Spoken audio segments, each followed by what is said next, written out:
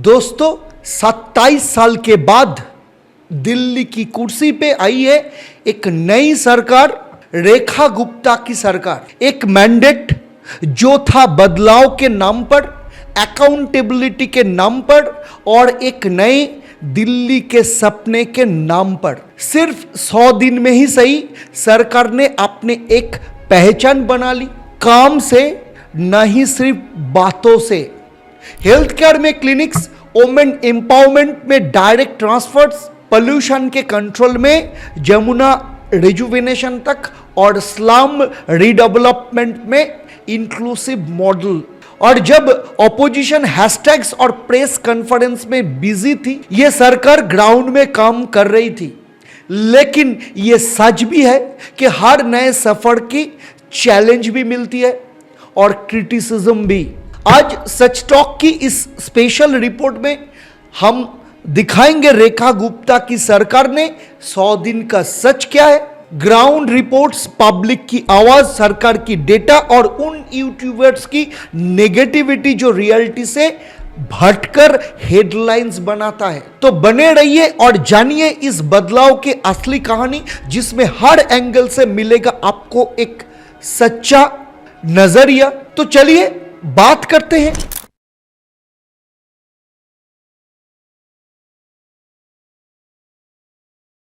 कि ये जो मैंडेट और मिशन, जब रेखा गुप्ता ने 20 फरवरी 2025 को चीफ मिनिस्टर की शपथ ली, ये सिर्फ एक पॉलिटिकल जीत नहीं थी, ये एक पब्लिक मैंडेट था बदलाव के लिए। 27 साल के लिए कांग्रेस आपके रूल के बाद बीजेपी ने 70 में से 48 सीट जीतकर दिखा दिया।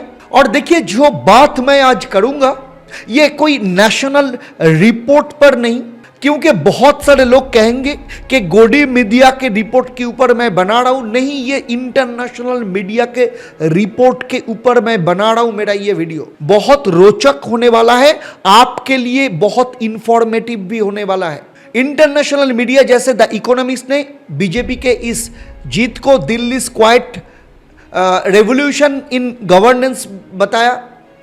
अपनी ओथ के दिन रेखा गुप्ता ने कहा, दिल्ली को ऐसी सरकार मिलेगी जो हर किसी के लिए काम करेगी, साफ, अकाउंटेबिलिटी और इंक्लूसिव के साथ।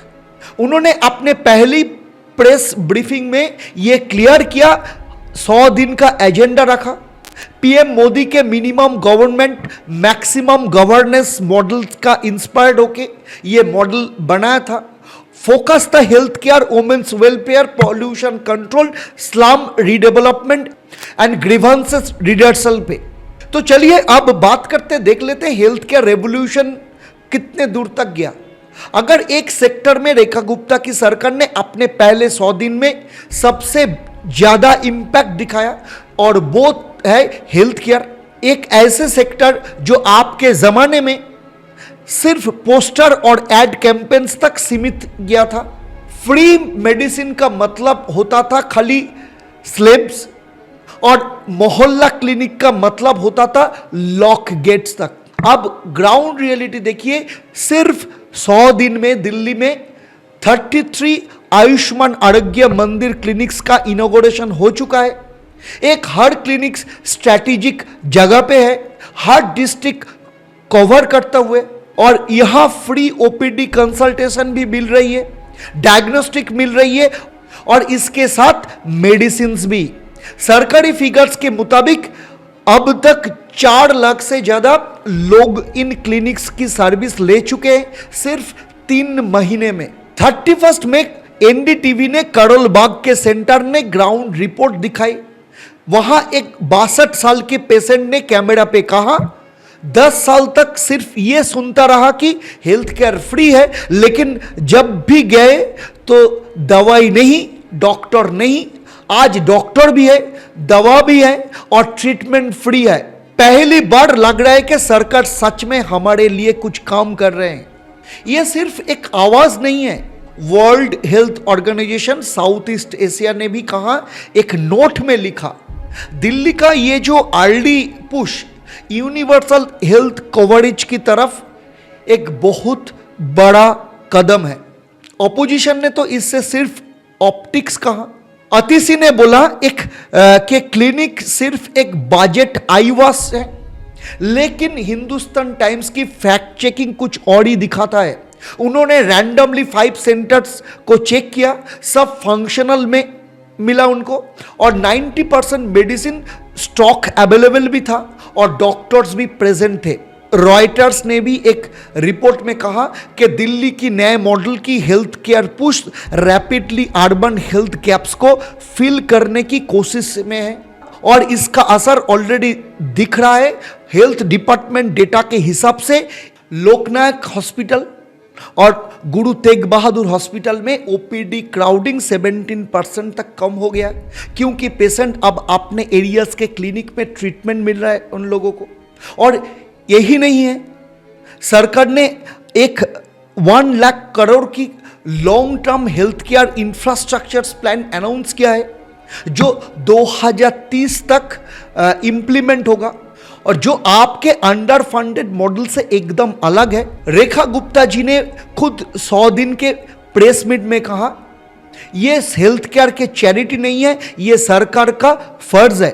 100 दिन में हम लोगों के भरोसा वापस जीतने शुरू कर दिए। चलिए नेक्स्ट चैप्टर में हम बात करेंगे वोमेन एम्पावरमेंट के बारे में, जहां पे एड्स नहीं एक्शन है। दोस्तों, जो अब मैं बात करने जा रहा हूं वो दिल्ली की आधी आबादी के लिए सबसे जरूरी है, महिलाओं का सम्मान और उनका इकोनॉमिक एम्पावरमेंट। रेखा गुप्ता जी के सरकार ने अपने पहले 100 दिन में एक रेवोल्यूशनरी स्टेप उठाया। 5100 करोड़ का फंड अनाउंस किया, जो 15 लाख एलिजिबल महिला के बैंक अकाउंट में सीधा 2500 पर महीना भेज रहा है। यह स्कीम का नाम है सशक्त महिला सम्मान योजना। यह कोई पेपर पर लिखा हुआ प्रॉमिस नहीं है, यह ग्राउंड रियलिटी है। इंडिया टुडे के एक ग्राउंड रिपोर्ट में नंद नगरी के एक घर में मिलने गई रिपोर्टर को एक वर्किंग मदर ने कहा, आपके टाइम एड्स ही एड्स थे, फर्म भरते भरते थक गए, अब पैसा सही समय से आता है और घर का राशन संभल भी जाता है। और यही पर आती है ऑपोजिशन की हिपोक्रेसी। अतिशी ने यह स्कीम को टोकनिज्म बोला, मतलब एक सिंबल जेस्चर। लेकिन जब जर्नलिस्ट ने अतिशी से पूछा कि उन्होंने 10 साल में कितनी महिलाओं को ऐसे डायरेक्ट फाइनेंशियल सपोर्ट दिया, उनके पास कोई जवाब नहीं था। रेखा गुप्ता प्रेस मीट में कहा, आपने महिला को सिर्फ पोस्टर पर सजाया, हमने महिला को उनका हक दिया। सरकारी डेटा के हिसाब से 85% बेनिफिशियरीज पहले भी आपके महिला के सुरक्षा पेंशन के लिए रजिस्टर्ड थी, लेकिन उनका डेटा फेक निकला। इस बार बायोमेट्रिक्स वेरिफिकेशन और डीबीटी के जरिए हर एक पैसा उनको ही मिल रहा है जो डिजर्व करते हैं। यह सिर्फ पैसा नहीं है, यह सिग्नल है कि महिला अब अपने जिंदगी और फैशन में इंडिपेंडेंट बन रही है। एक सर्वे में 72% महिला ने बोला कि अब वो अपने खर्चे में मर्दों पर डिपेंडेंट नहीं है। तो चलिए बात करते हैं अगले मुद्दे, बहुत ही इंपॉर्टेंट मुद्दे हैं। वो है पोल्यूशन और यमुना क्लीनअप। कैमरा नहीं, काम है। ये जो इशू है ये दिल्ली का बहुत दिनों का और बहुत ही अहम इशू है, क्रॉनिक इशू है। पिछले कुछ सालों में दिल्ली के लोग हर अक्टूबर नवंबर महीने में मास्क लगा के और ऑक्सीजन सिलेंडर के साथ जाते थे। आपने हर बार ब्लेम गेम खेला, कभी हरियाणा कभी पंजाब, लेकिन इस बार रेखा गुप्ता ने बोला यह हमारा शहर है, इसे साफ करना भी हमारी जिम्मेदारी है। सरकार ने अपने पहले ही प्रेस कॉन्फ्रेंस में अनाउंस किया क्लीन यमुना बाई 2030 एक रोड मैप है, जिसमें 3 फेज में एक्शन प्लान है। नालियों का ट्रीटमेंट, अनट्रीटेड सीवरेज प्लान को अपग्रेड करना और इंडस्ट्रियल जो एफ्लुएंट्स है उसको जीरो डिस्चार्ज पॉलिसी के अंदर लेके आना। और रॉयटर्स ने इस इनिशिएटिव को कवर करते हुए हेडलाइन दिया, Delhi embarks on ambitious river rejuvenation after decades of neglect. सिर्फ प्लान नहीं, ग्राउंड वर्क भी शुरू हो गया है। मई तक का जो डेटा है उसके हिसाब से 1.2 lakh square metre area anti dust spray sweeping complete हो चुके हैं और 10 नए वाटर स्प्रिंकलिंग मशीन भी लगाए गए हैं। जब एक anti government YouTube channel the Deshdarshi ने इस इशू को कैमरा के लिए स्प्रेइंग बताया, प्रेस इंफॉर्मेशन ब्यूरो के फैक्ट चेक का जो डेटा है, डेटा के मुताबिक daily average air quality index 25 points तक इंप्रूव भी हुआ है, वो भी अप्रैल और मई महीने के आसपास में। और बीबीसी हिंदी को एक फिशरमैन जो जमुना के पास रहते हैं, उन्होंने बताया कि पहली बार पानी में गंध कम हो गई है और पहली बार लग रहा है कि नदी जिंदा भी हो सकती है। चलिए अगले मुद्दे पे बात करते हैं, वो है स्लम रीडेवलपमेंट के, जहां बीजेपी और रेखा गुप्ता के सरकार ने सबसे बड़ा पॉलिटिकल रिस्क लिया, वो है स्लम रीडेवलपमेंट। आपके जमाने में बुलडोजर चलते थे, लोग सड़कों पे आ जाते थे, लेकिन बीजेपी ने एक नया मॉडल चूज किया, मुंबई के धारावी मॉडल। मतलब लोगों को बिना हटाए उनके जहां बस्ती है वहां उनका मल्टी स्टोरेज फ्लैट बना के देना। कालका जी के भूमि कैंप में इनिशियल इवेक्शन के बाद ही कंस्ट्रक्शन वर्क शुरू करवाया गया। जब अतिशी ने इससे गरीब विरोधी कहा, इंडिया टुडे के फैक्ट चेक के मुताबिक जो पिटीशन कोर्ट में पेंडिंग थी वो 2023 में आपके ही डीडीए फाइल की थी। और रेखा गुप्ता ने प्रेस को बताया जो उनका बनाया हुआ मेस है हम साफ कर रहे हैं और उनको प्रॉब्लम हो रहा है। गवर्नमेंट के इंटरनल डेटा के मुताबिक 675 स्लम क्लस्टर्स को आइडेंटिफाई किया गया है और फेज वाइज सबका रीडेवलपमेंट प्लान रेडी है। चलिए चैप्टर 6 में हम बात करेंगे और एक मुद्दे के बारे में, वो है वाटर लॉगिंग और मानसून। कितने बदली दिल्ली की तस्वीर। मानसून के नाम सुनते ही दिल्ली वालों को सिर्फ एक चीज याद आती है, सड़कों पे घुटने तक पानी। सालों तक ये प्रॉब्लम ऐसी रही कि जैसे किसी ने सीरियसली एड्रेस नहीं किए। हर बार बस एक ही जवाब मिलता था, बारिश ज्यादा हो गई थी। लेकिन इस बार जब दिल्ली सरकार के सिर्फ 4 महीने हुए थे और जून के पहले तेज बरसात में पानी जमा हुआ तो सीएम खुद प्रेस रूम में आए और बोला हम जादू नहीं करते, मेहनत करते हैं। 20 साल के नालियों की गंदगी 100 दिन में नहीं साफ होती। लेकिन जो इस बार फर्क दिखा वो सिर्फ शुरुआत है। टाइम्स इंडिया के रिपोर्ट के मुताबिक 85% वाटर लॉगिंग हॉटस्पॉट सिर्फ 2 घंटे के अंदर क्लियर कर दिया गया था। पीडब्ल्यूडी और एमसीडी के टीम्स रात भर फील्ड पर काम किया। कॉर्नट प्लेस से मिंटो रोड तक लोगों को खुद सोशल मीडिया पे वीडियो डाला कि पानी जा रही है। लेकिन इसके बाद भी आपने एक प्रेस कॉन्फ्रेंस बुलाए और हैशटैग चलाए, हैशटैग फ्लडेड दिल्ली और हैशटैग बीजेपी फिल। आतिशी ने बोला बीजेपी ने 4 इंजन सरकार का वादा किया था जो फेल हो गई। लेकिन उसी दिन इवनिंग तक एएनआई के कैमरा ने उन्हीं एरियाज में पीडब्ल्यूडी और एनडीएमसी की 24/7 ड्यूटी कैप्चर की। ग्राउंड पे लोगों ने भी बोला कि हाँ पानी अभी तक भी है, लेकिन पहली बार लग रहा है कि कोई हमारे बात सुन रहे हैं और उसके साथ तुरंत एक्शन भी हो रहा है। चलिए चैप्टर 7 में बात करते हैं ट्रांसपेरेंसी और अकाउंटेबिलिटी के बारे में।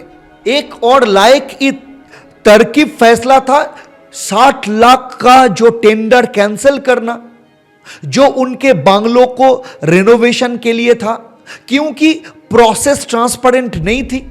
हिंदुस्तान टाइम्स एडिटोरियल ने इससे दिल्ली के पॉलिटिक्स में एक नया मिसाल बोला।